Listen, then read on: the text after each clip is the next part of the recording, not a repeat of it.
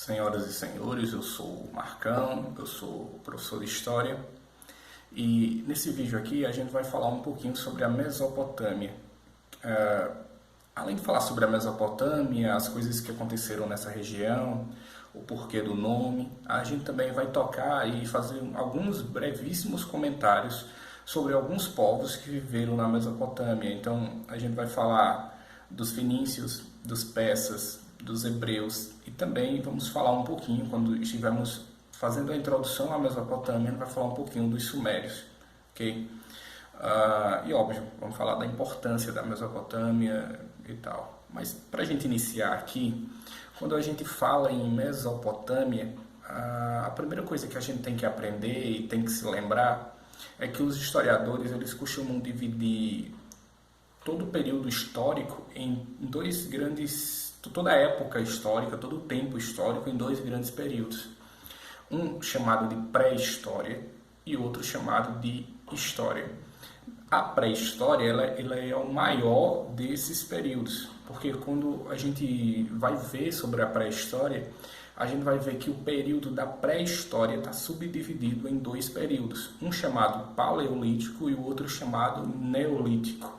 O paleolítico, que é o subperíodo aí da pré-história, que começa desde o surgimento dos mais antigos ancestrais dos seres humanos, há 2,5 milhões de anos atrás, e o paleolítico vem até aproximadamente aí 11 mil anos atrás. No paleolítico, a maneira dos seres humanos viverem era basicamente caça, coleta, caça de animais, coleta de frutas, e não passava disso. Eles caçavam animais, eles colhiam frutas, e essa era a sobrevivência.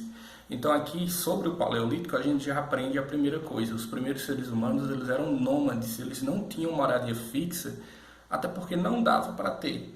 Eles não praticavam agricultura, nem sequer conheciam isso. Então eles se instalavam num determinado local, começavam a colher as frutas daquele local, começavam a caçar os animais.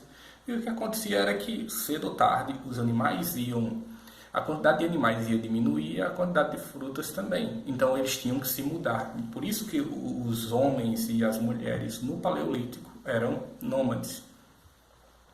E durante esse período paleolítico tinha uma divisão bem clara aí do serviço. O homem caçava, pescava e ia para a guerra. A mulher cuidava das crianças e colhia as frutas. A divisão do serviço era bem clara, cabendo ao homem a parte mais perigosa, e a mulher também um serviço que era extremamente importante, que era colher frutas. Lembrando que não era no quintal de casa, eles saíam procurando, correndo o perigo de ser atacado. Então, as duas funções eram importantes, porém diferentes. O período paleolítico acaba quando as mulheres, que era quem era na divisão dos serviços durante o período paleolítico, as mulheres, a função delas era colher frutas, né? Eu acabei de falar. Como a função delas era colher frutas, elas é quem observam, e a gente sabe que as mulheres são mais observadoras que os homens, elas é quem observam que sementes que caíam no chão acabavam germinando e dando origem a uma nova planta da mesma semente. Então, caiu uma semente de goiaba no chão. Elas notavam que com algum tempo nascia um pezinho de goiaba ali, então uma goiabeira. Então, ali por volta de 11 mil anos antes de Cristo, as mulheres tiveram a ideia então de, já que as sementes que caem no chão dão frutos, por que é que eu não planto essas sementes aqui perto de casa? Para mim não ter que estar andando, me arriscando. Lembrando que o mundo da pré-história aí do período paleolítico era um mundo bem arriscado. Então, ali por volta de 10, 11 mil anos antes de Cristo, as mulheres têm a ideia de plantar essas sementes perto de casa para nascer as fruteiras. O que acontece é que com isso as mulheres estavam fazendo a maior descoberta da história da humanidade, que foi a descoberta da agricultura. Com a descoberta da agricultura pelas mulheres e nós homens acabamos não ficando atrás e tivemos o homem saía durante o período paleolítico sempre para caçar, e eram caçadas perigosíssimas, feitas em grupo. Às vezes você passava de dias fora de casa e voltava sem nada. As chances para o animal era muito maior do que para o animal que ia ser caçado, era muito maior do que o caçador conseguir êxito. Então, as mulheres tiveram primeiro a ideia de criar agricultura, os homens, então, que eram responsáveis por caçar os animais, tiveram a ideia de tentar domesticar esses animais, ou através de cerca, ou através de tentar amansá-los e colocar eles para que eles pudessem reproduzir e sempre ter. Então, as mulheres fizeram uma grande descoberta, que foi a agricultura, e os homens fizeram uma grande descoberta, que foi a pecuária, que é a criação de animais para que você coma. Perceba que com a descoberta da agricultura e da pecuária, entre 10 e 11 mil anos, o que acontece é que os seres humanos estão começando a mudar a relação com a natureza. O homem era sempre dependente da natureza, sempre. Então, eles saíam para caçar, eles ficavam pensando, será que eu vou conseguir matar aquele animal? Será que eu vou conseguir voltar com comida? A mulher saía para caçar fruta e ela pensava, será que eu vou conseguir achar muitas frutas o suficiente para alimentar as crianças hoje? Com a descoberta da agricultura e da pecuária, a situação está mudando. As mulheres, se queriam muitas frutas, era só plantar muitas fruteiras. E os homens queriam muitos animais, colocavam mais animais ali, eles procriavam e davam origem a mais animais e tinha mais carne disponível. Então, os seres humanos estão virando aí senhores da natureza. Era como se a raça humana estivesse domando a natureza de uma forma, pelo menos, a eles ter controle sobre, um certo controle, não absoluto, mas um certo controle sobre o que seria comido, sobre a quantidade de alimento e tal. Só um detalhezinho que mostra, na época do Paleolítico, você já deve ter visto em algum livro de história, ou até em arte, ou na televisão, aquelas pinturas que eram feitas nas cavernas, que os homens primitivos pintavam ali na parede das cavernas animais e tal. E eu vejo muita gente que fica se perguntando assim, por que eles pintavam aquilo ali? E a resposta é que tem a ver com a caça. Como você não tinha certeza que você conseguiria matar o animal, os primeiros seres humanos eles já eram supersticiosos. Eles acreditavam que pintar o animal que ia ser caçado antes da caça dava sorte. É daí que surgiram essas pinturas rupestres. Você pode ver que boa parte dessas pinturas são animais cercados por figuras que parecem ser humanos que estão caçando. Então eles pintavam para dar sorte e aí saíam para caçar. Devem conseguir, né? Porque senão eles paravam de pintar, devia dar certo. Então todo o período paleolítico é desde o surgimento dos seres humanos até a invenção da agricultura e da pecuária, entre 10 e 11 mil anos antes de Cristo. A partir daí inicia o segundo período, que a gente chama de período neolítico. No período neolítico, os seres humanos já não são mais nômades, eles já não têm mais que estar se movimentando, caçando comida, procurando, caçando animais, procurando frutas, eles não têm mais.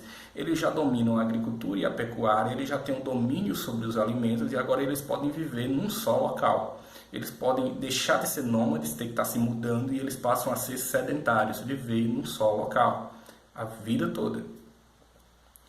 O que acontece é que se você vai criar animais e você vai plantar alguma coisa, você vai precisar, no caso, escolher um local para você viver que tenha ali, abundância de água. A água ela é indispensável para o ser humano beber, a água é indispensável para os animais beberem, a água serve para regar a agricultura e fazer a agricultura funcionar e dar muitos alimentos. Então, os primeiros seres humanos escolheram um local para viver ali, no começo do período neolítico, que tinha realmente muita água. E o local onde eles escolheram, aí a gente chega no tema desse vídeo, foi uma região chamada Mesopotâmia, que em grego quer dizer entre rios, ou terra que fica entre rios, porque era uma terra que ficava entre o rio Tigre e o rio Eufrates.